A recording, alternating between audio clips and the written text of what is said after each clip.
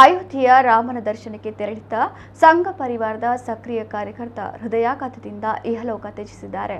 ಉಡುಪಿಯ ಪಾಂಡುರಂಗ ಶಾನುಭಾಗ್ ಅವರು ಶ್ರೀರಾಮನ ಸನ್ನಿಧಿಯಲ್ಲೇ ಹೃದಯಾಘಾತಕ್ಕೆ ಒಳಗಾಗಿದ್ದಾರೆ. ಮುಂಜಾನೆ ರಾಮಲಲ್ಲಾನ ದರ್ಶನ ಪಡೆದಿದ್ದ ಶಾನುಭಾಗ್ ಅವರು ಪೇಜಾವರ ಶ್ರೀಗಳ ಕೈನಿಂದ ಕಲಶಾಭಿಷೇಕದ ಪ್ರಸಾದ ಸ್ವೀಕರಿಸಿದ್ದರು. ಮಧ್ಯಾಹ್ನದ ಪಲ್ಲಕ್ಕಿ ಉತ್ಸವಕ್ಕೆ ಮಂದಿರಕ್ಕೆ ಆಗಮಿಸುತ್ತಿದ್ದಾಗ ಅವರಿಗೆ ಹೃದಯಾಘಾತವಾಗಿದೆ. ದೃಷ್ಟಿ ಇಲ್ಲದೆ ಇದ್ರೂ ಸಾಮಾಜಿಕ ಕಾರ್ಯದಲ್ಲಿ ತೊಡಗಿಸಿಕೊಂಡಿದ್ದಂತಹ ಪಾಂಡುರಂಗ ಶಾನುಭಾಗ್ ಅವರು ಸಂಘ ಪರಿವಾರದಲ್ಲಿ ಸಕ್ರಿಯವಾಗಿದ್ದರು. ಅಯೋಧ್ಯೆಗೆ ಹೋಗಬೇಕು, ರಾಮಲಲ್ಲಾನ ದರ್ಶನ ಪಡೆಯಬೇಕು ಎಂಬುದು ಅವರ ದೊಡ್ಡ ಆಸೆಯಾಗಿತ್ತು. ಹೀಗೆ ಅಯೋಧ್ಯೆಗೆ ತೆರಳಿ ರಾಮಲಲ್ಲಾನ ದರ್ಶನ ಪಡೆದ ಸಂಭ್ರಮವನ್ನ ಕಣ್ತುಂಬಿಕೊಂಡು ಆಸೆಯನ್ನ ಈಡೇರಿಸಿಕೊಂಡು ಬಳಿಕ ರಾಮನ ಪಾದದಲ್ಲೇ ಇಹಲೋಕವನ್ನ ತ್ಯಜಿಸಿದ್ದಾರೆ.